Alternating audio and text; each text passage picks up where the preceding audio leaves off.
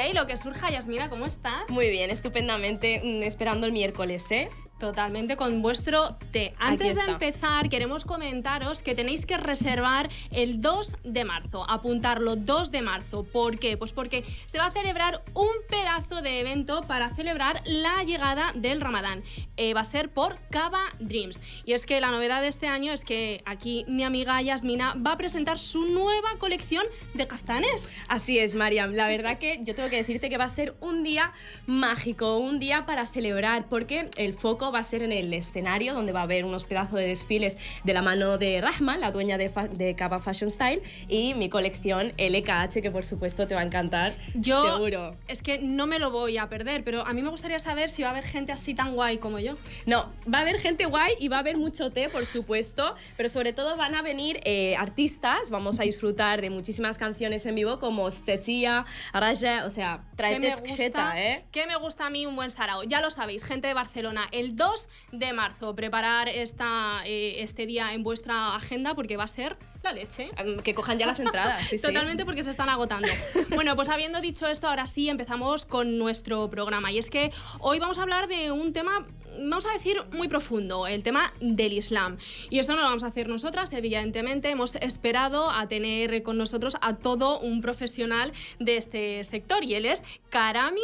Muy buenas, Karami, ¿cómo estás? Buenas, ¿cómo estamos? Salam aleikum. Bien, ¿y vosotras? Muy bien. La verdad que nosotras encantadas de tenerte. Ya te lo hemos comentado antes, que creemos que va a ser un programa que va a ayudar muchísimo y nada, con muchas ganas de comenzar. Antes de nada, tú eres divulgador del Corán en español, licenciado en estudios islámicos y fundador de Adam Academia. O sea, correcto. Tenemos aquí... Nada más y nada, un máquina totalmente, que claro, por eso tenemos que decir que nos ha costado tanto que te sentaras aquí. Llevamos, ¿cuántos meses ya tratando aquí? No sé, 3 meses creo. Por ahí, ¿verdad? Cada vez que yo podía, a última hora lo cancelaba Mariam. Pero si eras tú. Eras tú. Y también nos hace ilusión decir que, para los que no lo sepáis, es hijo de Aisha Keral. O sea, es muy fuerte. Tenemos aquí el pedazo de programa, Karami. Vamos a empezar un poco, ¿vale? Haciendo un recorrido por tu historia, pues para que la gente pueda también conocerte. Eres mestizo, ¿de qué parte exactamente? Bueno, mi padre es del África Occidental, es decir, de Gambia. Es un país que está geográficamente dentro de Senegal. Quizás a la gente le suene más. Mi madre es catalana, del sur, de Tortosa, bueno, de la zona de Tortosa. De aquí, de toda la vida. De toda la vida.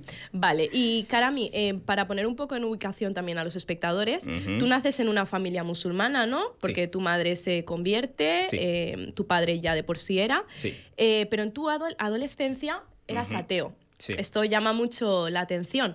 A nosotras nos gustaría saber, ¿qué pasó para que dejaras de creer en Dios? Bueno, vale, son varias cosas.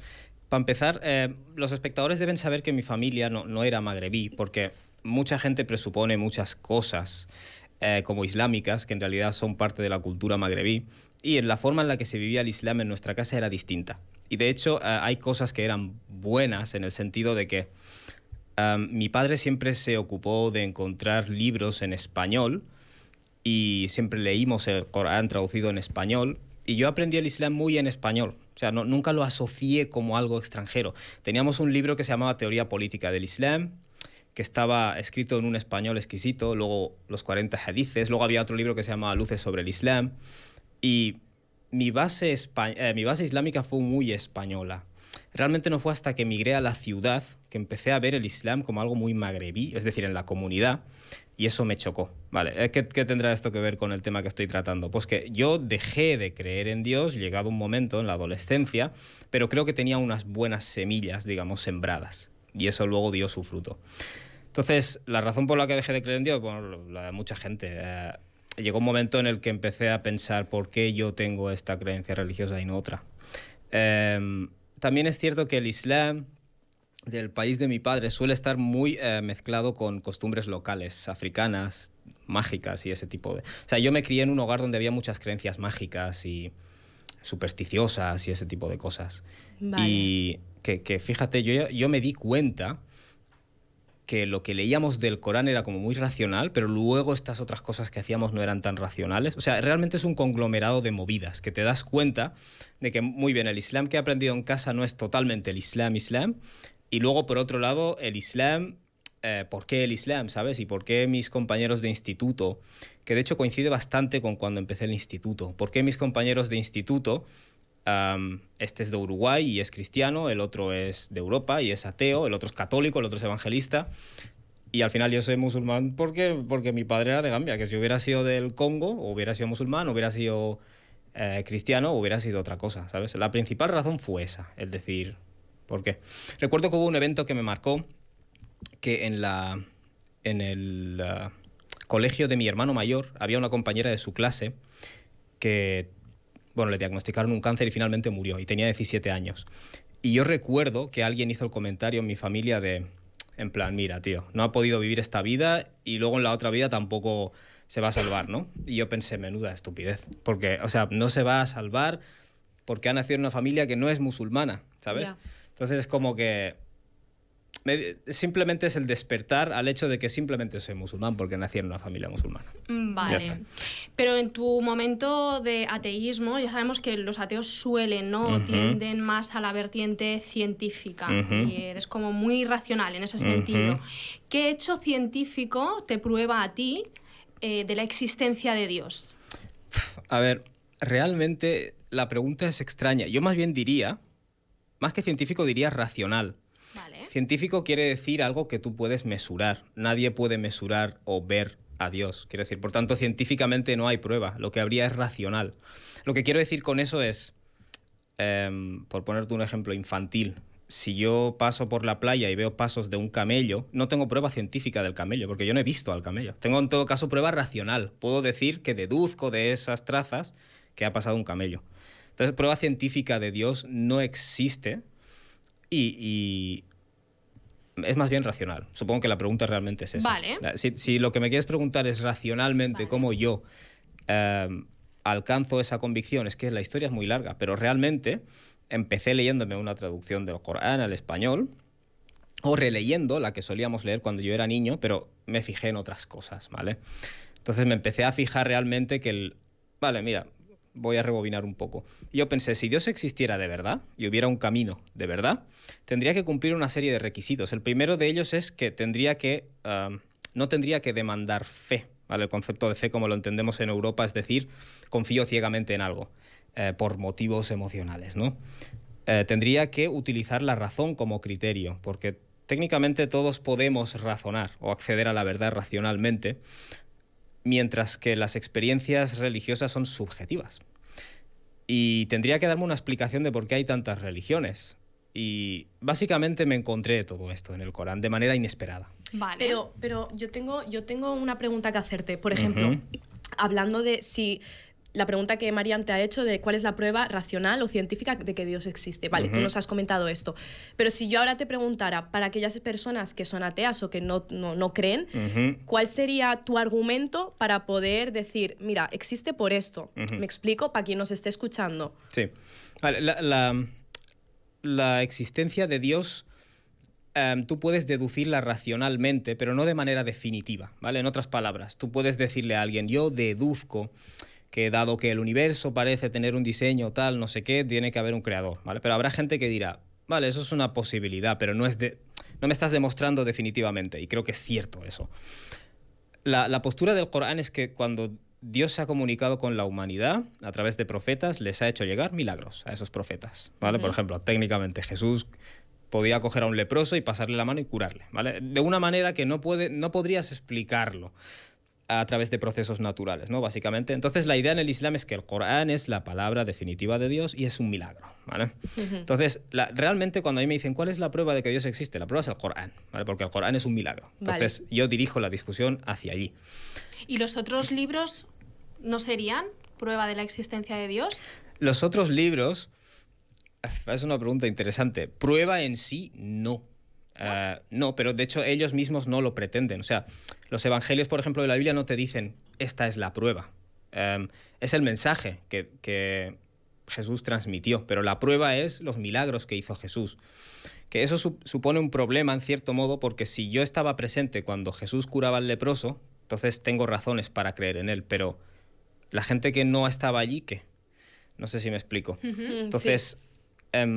los libros anteriores son mensajes de Dios, creemos, pero no necesariamente milagros. Cada profeta trajo un mensaje y un milagro. El Corán sería el único que es el mensaje y a la vez es el milagro. Vale. De acuerdo. Y ahora me gustaría preguntarte, ¿qué crees que es más fácil, ser ateo o ser creyente? ¿Qué quieres decir con más fácil? ¿Qué crees que para una persona, por ejemplo, yo como persona, para mí qué sería más fácil en este momento? ¿Creer o no? ¿Creer o no creer? Pero eso depende de ti, de tu trasfondo. Si has nacido en una familia musulmana, te será más fácil ser creyente. Pero si has nacido en una familia atea, tendrás que ir a contracorriente. Entonces te será más difícil. O sea, hay muchos factores que confluyen. Lo que me quieres preguntar es ¿qué me haría la vida más fácil? Sí, exacto. Sí. Es que es una pregunta también complicada, porque depende. En muchos casos, a corto plazo, el ser ateo te permite no tener ciertas líneas rojas que no puedes pisar, ¿vale? De hecho, el Corán dice esto de Yuridullahu bikumul yusr wa la yuridu bikumul usr. Dios desea haceros la vida más fácil y no más difícil. Y lo gracioso es que está en los versículos sobre el ayuno de Ramadán, que no es precisamente una cosa fácil. Entonces, la lección es que cuando tú te disciplinas, cuando tú aprendes a controlar tus impulsos, cuando tú aprendes a respetar unas pautas, a largo plazo, ¿vale? Esa es la frase clave. A largo plazo la vida es más fácil, ¿vale? ¿Por qué? Te voy a poner un ejemplo de manual. Si yo tengo una vida promiscua o sin valores, aumento las probabilidades, por ejemplo, por ejemplo, yo en mis trabajos todo lo que he visto muy a menudo es que mis compañeros de trabajo, pese a estar casados y tener hijos, todos eran infieles a sus parejas, pero está normalizado ya en la sociedad. Entonces yo me doy cuenta que el yo poder controlar esos impulsos, que mucha gente no ha aprendido a controlar, me hace la vida más fácil, porque me ahorro movidas. Quiero decir, la mayoría de estos matrimonios, por ejemplo, han terminado mal o en separación, o los niños han tenido que ver cosas que no tenían que ver. O sea que a largo plazo, vivir sin las pautas, yo creo que es más difícil y te hace la vida más difícil. Y psicológicamente, que creo que por ahí va tu pregunta, es más difícil, ¿vale? Y esto es un hecho, que las personas con religiosidad tienden a tener una mayor capacidad de sobrellevar las calamidades y todo eso. Que esto de por sí no las hace más verdaderas, eso también hay que decirlo. Vale, Karami. Seguimos un poco y nos hemos dado cuenta de... Bueno, no lo sé si es que el Islam está muy de moda, pero lo vemos muy a menudo. ¿Tú crees que el Islam se ha convertido en una moda de TikTok? Sí. Bueno, no sé TikTok particularmente, no lo sé. Pero sí creo que lo que ocurre es que... Bueno, esta es un poco también mi interpretación. En los años 70 se descubrió petróleo en países de mayoría musulmana. 70, 60. Y las potencias del primer mundo, entre comillas, se propusieron, obviamente, coger el control de estos territorios, ¿vale? Entonces, ¿qué hicieron? Obviamente, ya no hablamos de conquistas, pero al final son conquistas de toda la vida, de Oriente Medio, Afganistán, todo eso. Y ahí surgen movimientos de resistencia, que son... pues Osama Bin Laden, Ayman al-Zawahiri, empezaron realmente como una resistencia a esa invasión externa. Y ahí se desarrolló, digamos, el yihadismo, ¿no? Que es básicamente un movimiento de resistencia, algunos eran globales, otros eran más locales, y esto, o sea, en los medios de comunicación occidentales se ha utilizado para caricaturizar al Islam. Y sí es cierto que esto se ha convertido en una publicidad involuntaria hacia el Islam, porque mucha gente, han empezado a surgir muchas carreras de estudios árabes islámicos, mucha gente se ha empezado a interesar por el Islam. Ahora con Gaza también mucha gente se interesa. No, pero no me refiero a esto exactamente. Ah, vale. Sí, se ha puesto de moda. Vale, sí, vale. Me refiero a... pues todos los jóvenes que ahora te dicen cómo tiene que vestir una mujer musulmana, tips de cómo tiene que comportarse un hombre, cómo tiene que tan sé qué y cómo tiene que esto sin tener estudios, por ejemplo. Vale, sí, pues yo entendía. No, o sea, claro, supongo que no sé si consumes TikTok o no. No, de hecho pues no. Ya te informamos nosotras de que hay mucho contenido en este sentido y entonces por eso la pregunta era, ¿crees que se está convirtiendo en una moda? Pero claro, si entendemos moda, porque las modas que son positivas o negativas, yo bajo mi punto de vista son negativas si las mezclamos en cuestiones espirituales, porque igual que viene va, ¿no? Sí. Entonces, ¿tú tienes esta sensación a tu alrededor? La verdad que yo elegí aislarme de las redes, entonces, salvo como una herramienta de trabajo. Entonces no estoy muy al tanto. Sí que es verdad que estos últimos meses me he puesto a seguir a algunas personas y he visto que hay muchas cuentas de gente que habla del Islam y muchas cosas, de hecho, con las que no necesariamente estoy muy de acuerdo o muy estrictas o muy copia-pega de fatuas de estos de otros países. Es que lo que nosotras también creemos es que desgraciadamente, ¿no? Porque el Islam es como algo muy puro, ¿no? Y igual que nosotras hoy hablamos de este tema y hablamos contigo, que eres un experto, también hay gente que lo usa para hacer un poco de trampolín, ¿no? Para visitas, porque es lo más llamativo, al fin y al cabo es lo más jugoso. Entonces, da un poco de miedo ver cómo se está convirtiendo en algo... Sí, banalizado. Yo lo que sí pienso es que muchos adolescentes, y esto sí que lo he visto en muchas cuentas de Instagram, muchos adolescentes tienen sus movidas mentales de adolescente, problemas de identidad, de dónde soy, qué soy. Y una de las formas de lidiar con esto es volverte súper religioso, montar una cuenta y en esa cuenta poner muchos fatuas y pegar muchos hadices. Sí. Eso sí que lo he visto. Y mandar al infierno a mucha gente. Sí. Yo, ¿sabes qué pienso? Veo muy bien las redes y esto, pero creo que la gente dice, estas cosas democratizan el conocimiento. Pues para mí eso es un problema, precisamente, porque yo no veo TikToks de astrofísica. No se ponen los adolescentes a hablar de astrofísica, ni se ponen de hablar de otras cosas, pero en el ámbito religioso sí que parece ser la vía de escape de la mayoría de nuestras paranoias. Entonces mi consejo a los jóvenes es, si no tienes unos estudios determinados, intenta primero estudiar mucho, ¿vale? Y lo digo también yo porque yo, aunque no había TikTok e Instagram, cuando yo era adolescente y empecé a estudiar, ya saliendo de la adolescencia, también aprendía una cosa hoy y ya estaba mañana hablando de ella, ¿sabes? Y eso no se tiene que hacer. Vale. Entonces eso ya nos ha quedado claro. Ahora a mí me gustaría preguntarte, Karami, ¿cuál es la visión del Islam sobre la Trinidad? No me esperaba esa pregunta. No me esperaba esa pregunta. La Trinidad católica, o sea, cristiana, digamos. A ver, la visión islámica es... Vale, cuando decimos... Es que aquí... Vale, lo voy a intentar explicar de la mejor manera posible. Hoy en día, cuando tú dices Islam, generalmente sobreentiendes que es la religión que nació en el siglo VII, tal cual. Pero el Corán no lo usa en ese sentido, ¿vale? La palabra Islam significa entregarse a Dios. Y creemos que esto es una religión que trasciende el tiempo y el espacio, ¿vale? Es decir, todos los profetas, su religión era Islam. Es decir, el hecho de entregarse a Dios. Y Jesús era un ejemplo de Islam, es decir, de muslim, de una persona que se entrega a Dios. Y ya está, creemos que el mensaje de Jesús, de hecho, los versículos del Corán que se dedican al mensaje de Jesús son pocos, en el sentido de que Jesús le dijo a su pueblo, haced el bien y cumplid con Dios. Y ya está, y poco más, ¿vale? Pero luego se dedican muchos versículos a destapar la mitología que se creó alrededor de Jesús, ¿vale? Entonces, nuestra visión de la Trinidad es que Jesús, como cualquier otro profeta, enseñó a sus seguidores a hacer el bien, a aceptar a Dios, y luego, con el tiempo, eso se llama sincretismo, no es la palabra académica. Es decir,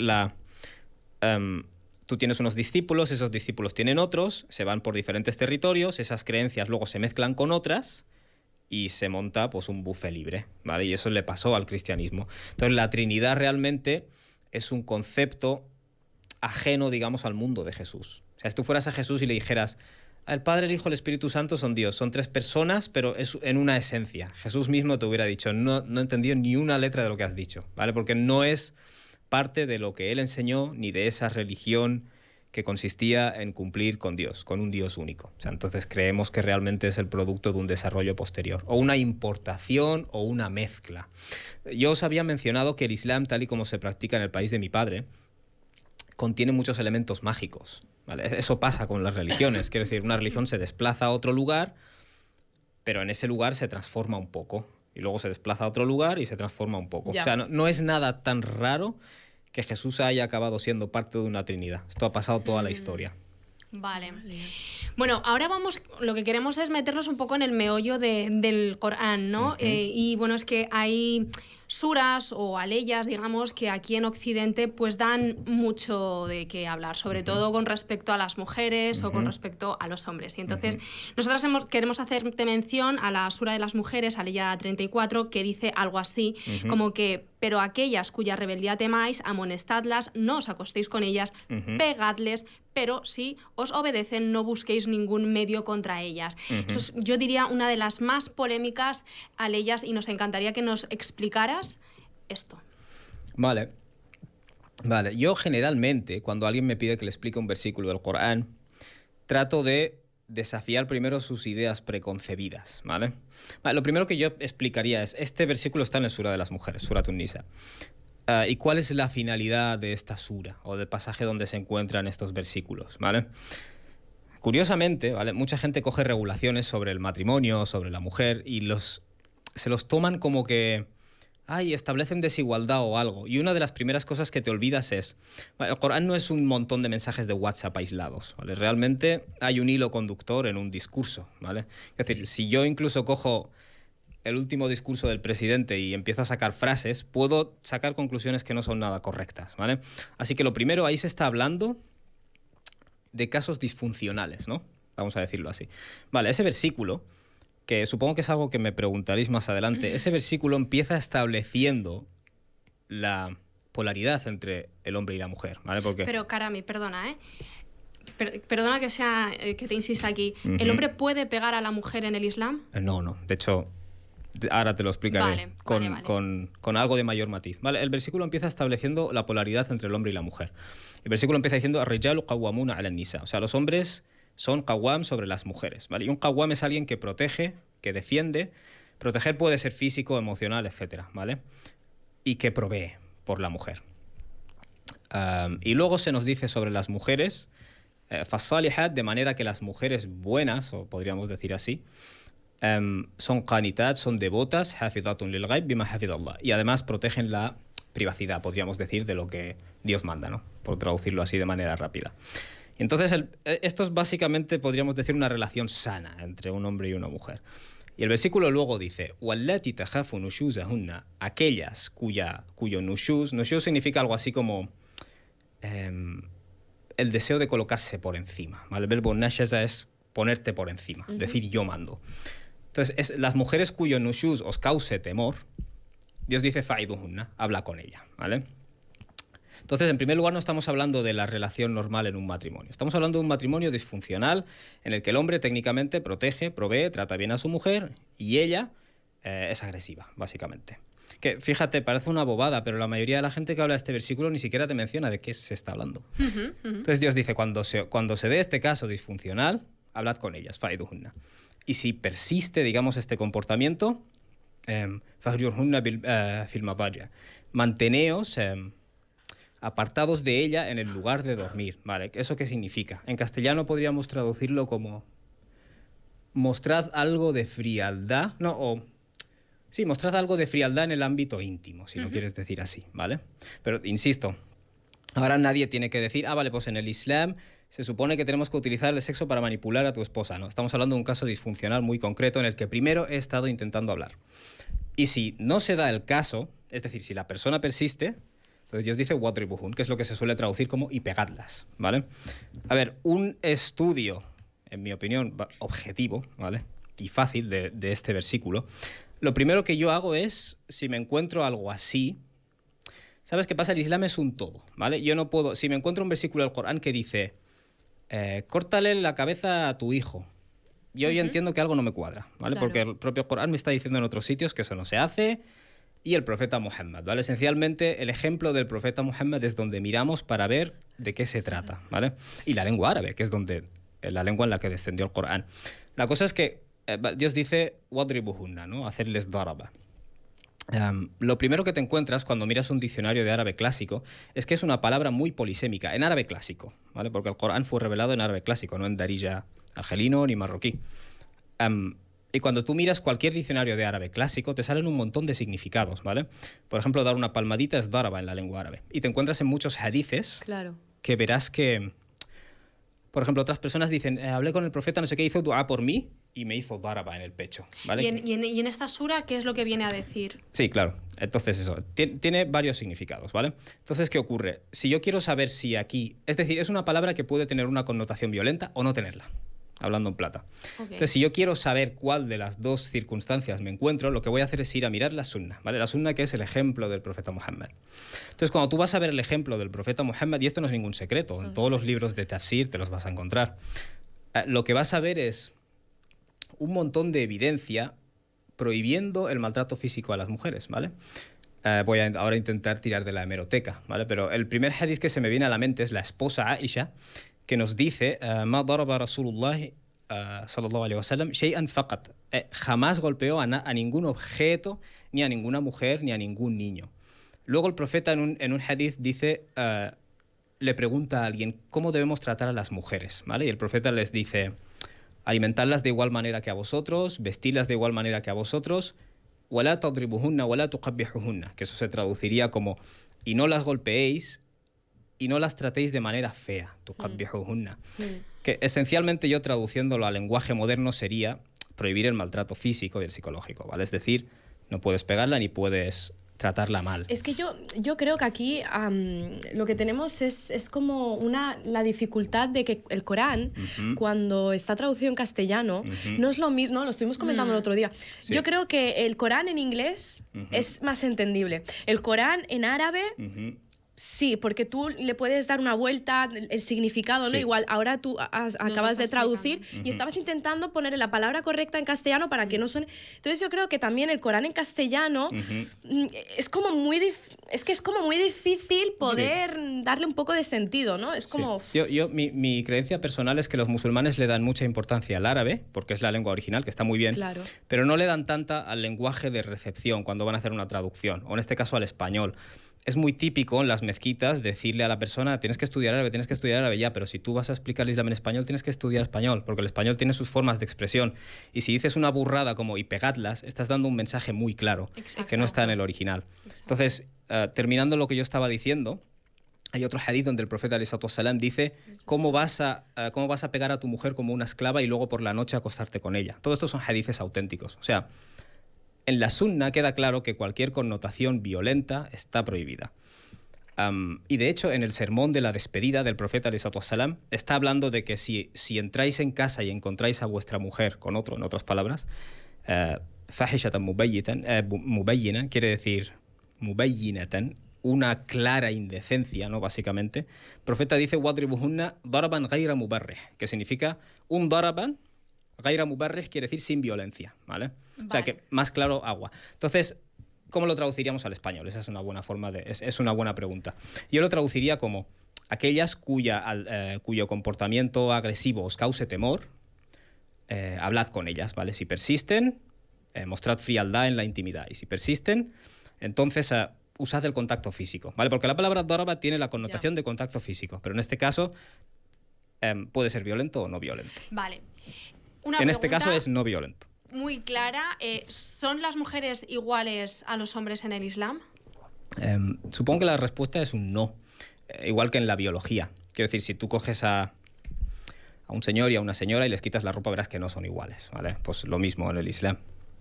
Ahora bien, ¿a qué se refiere esa pregunta? Pues en el Corán hay una mención de que los hombres y las mujeres... Yo cuando se habla de igualdad, obviamente, incluso si separáramos hombres con mujeres y aquí hubiéramos 10 mujeres, dentro de las 10 mujeres ninguna es igual, con Correcto. lo cual es imposible... estaríamos hablando a lo mejor de equidad, ¿no? Porque Yasmina busca una cosa, cada una buscamos cosas diferentes. Cuando se habla de igualdad es simplemente hablar de los derechos, ¿no? Los derechos humanos, Vale. La igualdad, pues en ese sentido social, ¿no? ¿Son iguales? Vale, o sea, hay dos formas de entender la igualdad. La igualdad biológica y psicológica y fisiológica, no son iguales. Ahora, la igualdad en el mérito... Eso es lo que el Corán sí establece. La igualdad en el mérito espiritual y moral, sí, ¿vale? Por ejemplo, tienes estos versículos que dicen los creyentes y las creyentes, los que dan caridad y las que dan caridad. En Suratul Ahzab. Siempre hace referencia. Claro. Es decir, a todos estos Dios les ha otorgado, o sea, les ha prometido una recompensa generosa, ¿vale? Esto está en el Sura 33. En el Sura 4, el de las mujeres, tienes otra frase que dice... que básicamente no os tengáis envidia, que los hombres y las mujeres no os tengáis envidia unos respecto a otros por lo que Dios haya dado al uno y no al otro, ¿vale? Es decir, en el sentido espiritual y moral, el mérito sí que es igual, ¿vale? Pero luego, por ejemplo, hemos dicho que ar-rijalu qawwamuna 'ala an-nisa, los hombres se espera de ellos un empuje, digamos, a proveer y a sacar adelante a sus mujeres, ¿vale? Que eso no necesariamente se espera de las mujeres. Y eso es algo en la naturaleza de la persona, que no altera el mérito moral. Son dos cosas distintas. Vale. Ahora, aprovechando que estamos hablando sobre el hombre y la mujer en el Islam, me gustaría hacerte una pregunta que supongo que también mucha gente le gustaría escuchar. ¿El rol del hombre es proveer y el de la mujer es ser madre en el Islam? Vale. Una cosa primero hay que dejar clara, que es que el Corán a veces nos habla de principios generales que tienen que ver con la naturaleza humana. Eso no significa ahora que todas las personas tengan que ser exactamente iguales, ¿vale? Eso es lo primero. Entonces, en términos generales, y subrayo esta frase, ar-rijalu qawwamuna 'ala an-nisa, significa que los hombres son proveedores y protectores de las mujeres, y eso está establecido en el Corán. Y creo que está bastante establecido científicamente, si lo quieres decir así, en el sentido de que técnicamente nuestro rol como hombres a lo largo de la historia ha sido salir a cazar, salir a enfrentarse al peligro. Y el rol de la mujer ha sido cuidar más de la casa. Que si te fijas, el Corán en ningún momento dice la mujer tiene que cuidar más de la casa, ¿vale? Por eso digo que hay unos roles muy básicos que el Corán sí que establece como principio general, y luego hay muchas ramificaciones y detalles que son culturales. No digo que sean malos ni que sean buenos, pero son culturales. Eso de que el rol de la mujer es ser madre sí que no me suena haberlo visto en ningún lado. Bueno, sí, en términos generales ser madre, cuidar de los hijos, quedarse en casa, y el hombre, pues básicamente proveer, ¿no? Claro, aquí hablábamos muchas veces de que, claro, esto en términos de hace, pues no sé, unos cuantos años sí, pero tenemos en cuenta que la sociedad ha cambiado, entonces se ha adaptado a otras formas de vida, entonces, ¿qué tan malo es o qué tan bueno es que ahora mismo, por ejemplo, pues sean las mujeres las que provean? Sí, vale. Lo que yo respondería a este respecto es que ni blanco ni negro. Como hemos dicho, a lo largo de la historia humana, eso pueden ser 100.000 años o 200.000 años, el hombre ha salido a cazar y a proveer, ¿vale? Y la mujer obviamente es la que se queda embarazada, el hombre no puede quedarse embarazado. Y la mujer daba a luz y la mujer cuidaba a las crías de una manera más directa y primaria. Entonces, ¿qué es lo que ocurre con eso? Que eso está en nuestra naturaleza. Es verdad que después de la revolución industrial se empieza a animar a las mujeres a ir a las fábricas a trabajar, que esto no se hizo para elevar el rango de la mujer, se hizo para tener más mano de obra inicialmente. Y entonces, ¿qué es lo que ocurre? Que de repente ahora tenemos la idea de que no, el hombre provee y la mujer provee. Pero tú no puedes cambiar la biología en 100 años. O sea, no puedes cambiar aquello a lo que nos hemos adaptado o aquello que ha sido nuestra naturaleza biológica durante 100.000 años de la noche a la mañana. Entonces, yo siempre les digo esto a las mujeres que me preguntan sobre este tema. Generalmente a las mujeres os suele gustar más un hombre echado para adelante que un hombre que no es echado para adelante. Generalmente, no voy a entrar. O generalmente os gusta más un hombre musculado que uno que no lo es, ¿vale? Es decir, estas son características, no lo sé. Pero esas generalidades, ¿de dónde se han sacado? A ver. De estudios. Ya me van a dar por todos los lados. De estudios. ¿Sí? Siempre. Sí. No he venido con... Siempre acaba saliendo el mismo tema. No he venido con estudios en el bolsillo, pero hay una serie de características que son masculinas, ¿vale? Esencialmente. Ostras, Karami, perdona que te interrumpa. ¿Y los hombres entonces así un poquito más debiluchos, pobrecitos míos? Por eso he dicho que estamos hablando de principios generales y no de que todas las personas sean exactamente igual. De hecho, está documentado que en Medina, en la época del profeta, había hombres afeminados, que los llamaban así, mujannazun, afeminados, y no se les discriminó ni se les apartó. De hecho, frecuentaban la casa del profeta, alayhi salatu wassalam. O sea, que no todos los individuos son iguales. Ese es un extremo. Pero tampoco tenemos ahora que negar las generalidades o el caso general de la especie, porque al final somos una especie de mamíferos primates y compartimos cosas con el resto de especies. De hecho, estadísticamente, si no recuerdo mal, por lo que leí, el 80% de los hombres se inclinan más hacia su naturaleza masculina, es decir, hacia proveer, proteger, y eso es masculino. De hecho, he olvidado cuál era la pregunta. Me he perdido. Vale, en ese caso seguimos con otra pregunta, y esta es una pregunta muy jugosa, porque la poligamia, Karami, es un tema jugoso en Occidente, y es un tema que mucha gente conoce solo por encima. Lo cierto es que hay un gran trasfondo en esto, así que nos gustaría que tú brevemente nos pudieras explicar las bases de la poligamia y cómo puede ser aceptado. Vale. Vale. Esto es una prolongación de la pregunta anterior, realmente. Y yo lo que os estaba diciendo es que en el mundo moderno post-industrial se han hecho unos cambios que no necesariamente cambian la naturaleza humana. Pero, por otro lado, no puedes hacer como si no estuvieran esos cambios, ¿vale? En otras palabras, si yo vivo en una ciudad, necesito 2 sueldos para pagar el alquiler de un piso, la mujer tiene que trabajar. O sea, que yo no he dicho en ningún momento que tengamos que vivir como si esto fuera la selva de hace 100.000 años. Lo único que digo es que las realidades biológicas no se pueden borrar. Entonces hay que buscar formas de equilibrarlo. Vale, y eso ahora nos lleva al tema de la poligamia también. La poligamia es algo que, de nuevo, a lo largo de estos 100.000 años ha tenido sentido, ¿vale? Y de hecho esto es una explicación científica estándar, no me la saco yo de la manga. En la mayoría de sociedades anteriores a la revolución industrial, no solo a la revolución industrial, sino a la revolución agrícola, el papel del hombre era salir a cazar y era enfrentarse con las otras tribus, básicamente. Entonces, la tasa de muertes en los hombres era muy alta. Y las mujeres, dices, pues hay más mujeres, no pasa nada. No, porque realmente cada mujer dependía de un hombre y del músculo de un hombre para comer, ¿vale? Esto era así, no digo que esté bien ni que esté mal, es la biología y la naturaleza. Entonces, el compartir un hombre, que es esencialmente lo que es la poligamia, tenía sentido, ¿vale? Ahora, inevitablemente yo voy a tener que daros en parte cuál es mi opinión, ¿vale?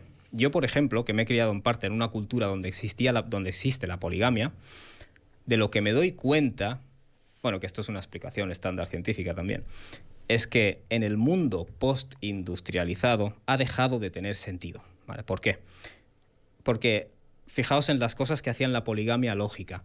El hecho de que había mayor mortalidad en los hombres que en las mujeres. El avance en la medicina prácticamente ha eliminado eso. La mujer dependía de un hombre para poder comer. En el mundo moderno industrial eso ha cambiado. Entonces sí es cierto que las cosas que le daban sentido a la poligamia, y se las siguen dando en algunos lugares del mundo, en el primer mundo, entre comillas, ya no están presentes. Por eso la gente ha desarrollado esta reticencia hacia la poligamia, y en mi humilde opinión es una reticencia justificable y inevitable, dado el contexto en el que nos encontramos. Os lo voy a decir de una manera muy burda. Si yo vivo aquí, en el primer mundo, en una ciudad, y yo gano un sueldo, mi mujer gana un sueldo, pero yo puedo practicar la poligamia y ella no, en este contexto sí que es injusto.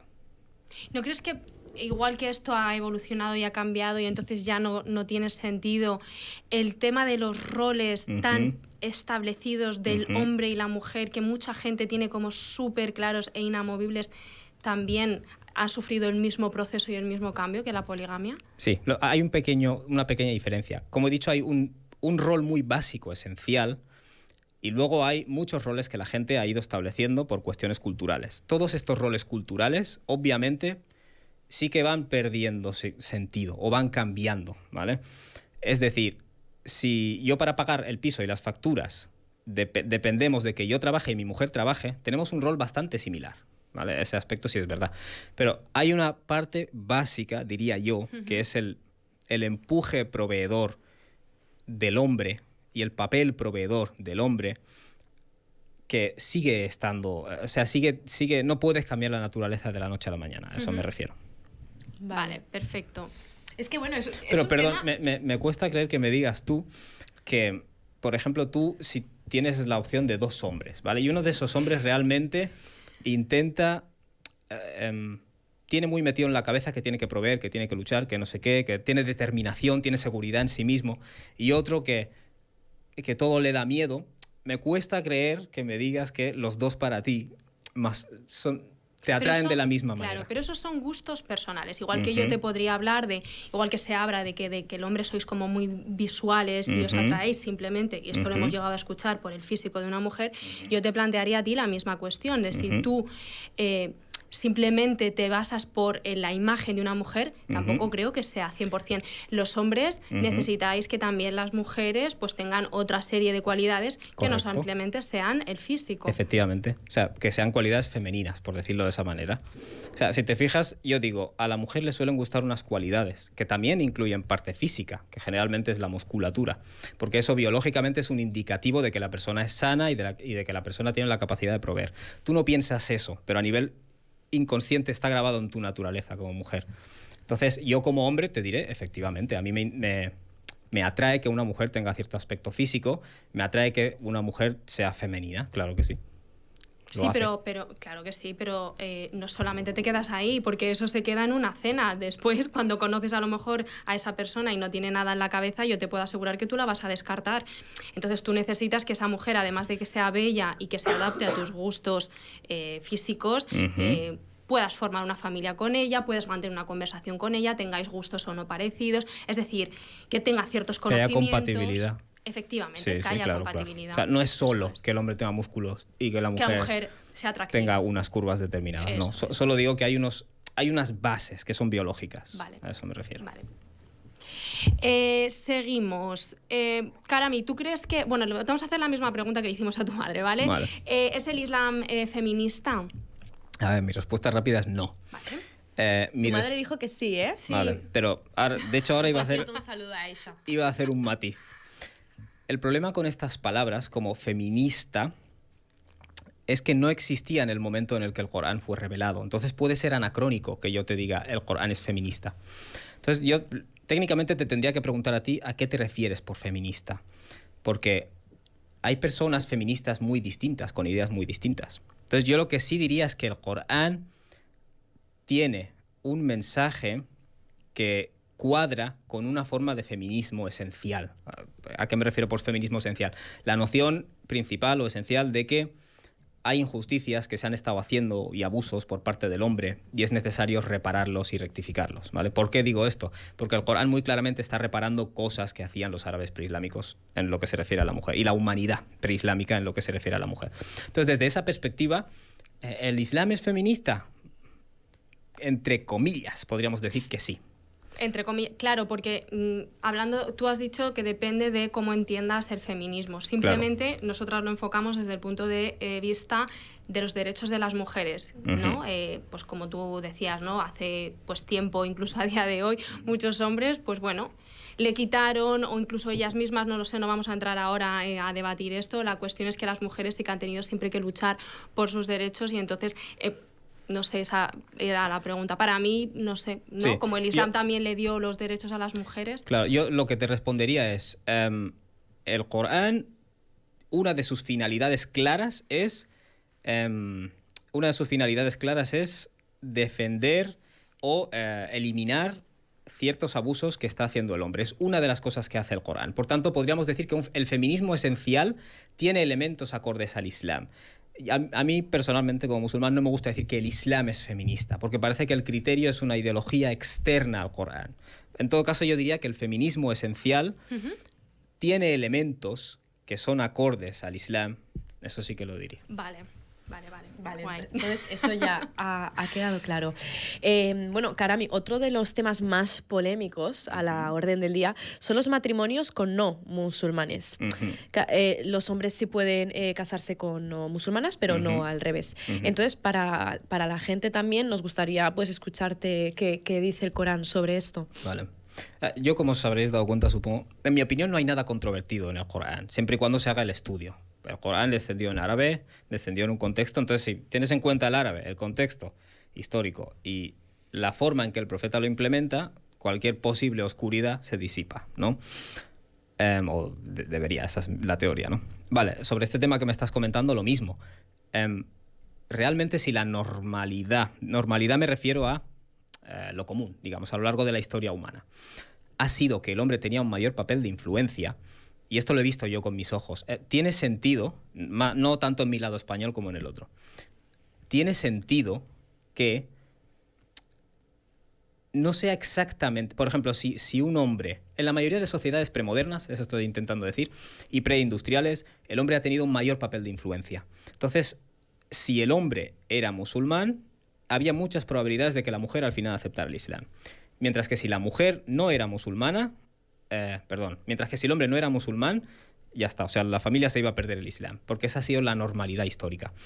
Hay eruditos, curiosamente, que cogen eso y dicen, vale, pero es que en el mundo actual, aparte de que se haya equilibrado más ese papel, la gente de la escritura como tal no existe en ese sentido, ¿vale? ¿Por qué un musulmán se podía casar con una cristiana? Porque esencialmente ambos comían el mismo tipo de carne, tenían los mismos principios éticos, pero eso ha dejado de ser así. Entonces hay eruditos que tienen esta opinión de que hoy en día la mujer no se puede casar con un hombre que no sea musulmán, ni el hombre se puede casar con una mujer que no sea musulmana. O sea, ambos. Sí, puede pareceros incorrecto, pero yo estoy de acuerdo con esa postura. O sea, ambos no pueden, Karami. Sí. ¿Por qué? Porque la gente de la escritura que existía en esa época no existe. O sea, esto es una cuestión de buscar el maslaha, lo que llaman en árabe, es decir, el beneficio a largo plazo. Si yo soy un hombre en una sociedad premoderna especialmente, y soy musulmán, lo más probable es que la mujer acabará aceptando el Islam, ¿vale? En el mundo actual se han desbaratado algunas cosas y para eso está la jurisprudencia. O sea, el Islam, no olvidemos que no es una lista de leyes estáticas. Hay que hacer el trabajo de ver cómo aplica en cada circunstancia. Y esta es la opinión incluso de eruditos muy conservadores, salafis y eso, como Nasruddin al-Albani, que el hombre no se puede casar hoy en día con una mujer que no sea musulmana. Y yo estoy de acuerdo. Vale, perfecto. Al final siempre se nos hace muy corto el podcast. Queríamos hablar más temas de Sharia, de cosas así como más profundas, pero bueno, nos quedamos sin tiempo. Pero sí que nos gustaría simplemente que nos mencionaras, se ha puesto como muy de moda la polis haram, ¿no? Que son aquellos musulmanes que le dicen a otros musulmanes lo que hacen bien, lo que no hacen mal, tú aquí, tú al infierno, tú al paraíso. Sí. No sé, dinos algo al respecto. ¿El mundo sería mejor con ellos o sin ellos? Sí, yo lo que pienso es que el Islam es una religión de moderación y de equilibrio. Obviamente podemos decir, yo por ejemplo, si veis algo de mí que no os gusta de lo que yo digo, me puedes enviar un privado y decirme, Karami, esa opinión que has dicho ahí no me cuadra y tal, civilizadamente. El hacerlo en público y el humillar a las personas es algo que el Islam no aprueba y los eruditos musulmanes nunca han aprobado, de hecho. Eso es una cultura muy del adolescente moderno, realmente. Que él tiene sus propias paranoias, como he dicho, como hoy todos tenemos micrófono y tenemos una cuenta de Instagram, pues estas actitudes han proliferado, pero no son actitudes tradicionales islámicamente aceptadas, ¿vale? Vale. Y solo por dar un ejemplo, no quiero enrollarme más de la cuenta. Hay un hadith donde uno de los compañeros, que no recuerdo cuál es ahora, dice, el profeta nos solía dar discursos cortos y en momentos puntuales para no cansarnos, ¿vale? Y es un concepto como que no tienes que usar la religión para taladrarle la cabeza a la gente y hacerle la vida imposible, porque lo único que vas a hacer es apartarles del camino de Dios, por usar esa palabra. Es que te lo queríamos comentar porque como que se ha vuelto muy de moda. Antes se solía juzgar a la gente sin redes sociales, ahora estás expuesta, la gente ya tiene como el derecho de, ¿no? Y yo, bueno, siempre decimos, y no es más pecado juzgar, quiero decir, pero bueno, queríamos saber tu opinión, estábamos segurísimas que ibas a decir que no estabas de acuerdo. Yo no veo nada de malo en que le digas a alguien, porque es el otro extremo, en que le digas a alguien. Pero es lo que tú dices, como persona, con dos dedos de frente, yo cojo, te envío un mensaje, oye, pero otra cosa es exponerte o ridiculizarte. Y no me descalificas a mí como persona, claro, sino esa opinión. Esperamos que si lo dices tú, mucha gente pues pueda dejar de hacer estas tonterías y centrarse cada uno en su vida, ¿no? Bueno, antes de terminar el programa, Karami, que por cierto se nos ha hecho súper corto, como ya ha dicho Mariam antes, no te puedes ir sin jugar el juego del Yo Nunca. Yo Nunca tienes que jugarlo sí o sí. Vale. ¿Sabes cómo va? Gracias. La verdad es que no. He visto episodios vuestros, pero cuando llegas a parte los quito. No, hombre, pues ahora los vas a hacer tú. Qué fuerte. Nos parece lo que nos acabas pero son de chupitos No, de té. Me refiero a que como veo que ya se ha acabado el contenido. Ah, vale. Claro, pues ahora lo vas a jugar. No, sí, mira, claro. empezamos por la... ¿Sabes cómo va, no? No. Vale, bueno. pues te decimos una afirmación, yo nunca he hecho ta. Si tú sí, pues tú bebes. Ahora con un ejemplo lo vas a ver muy claro, ¿vale? Venga. Entonces, yo nunca he comido cerdo. Vale. O sea, si he comido cerdo, tengo que beber. Exacto. Sí. Si no hemos comido, no bebemos. Vale. nadie ha comido... Yo, tú por has accidente. Por accidente, vale. Y en tu época Pues atea... No, que va, el cerdo nunca me ha... No, nunca te ha gustado. No. Yo es que nunca he comido cerdo. Claro. No. Es que no te has acostumbrado y no te llama la Es atención. que no se ha podido colar en mi casa, entonces no. No. Pero sí que es verdad que te puede pasar en algún bar o algo Sí, y que te te lo dan. dan. Comedor del cole. Sí. Efectivamente. Sí. Vale, yo nunca he comido sin querer en Ramadán. Yo sí, claro. Bismillah. Hay que recalcar, Nos ha pasado que quien diga que no miente, y incluso yo he escuchado que, pues mira, oye, si has bebido agua es porque el Subhanahu wa Ta'ala quiere que... Si es sin querer, no invalida, no invalida la obviamente, es que hay veces que incluso se te Vale, escapa. y la última, ¿vale? Venga. Allá va, ¿eh? Agarraros todos porque esta es heavy. A ver. Yo nunca he tenido un gas mientras rezaba. No, yo nunca he tenido... ¿No? ¿No? Es que vaya...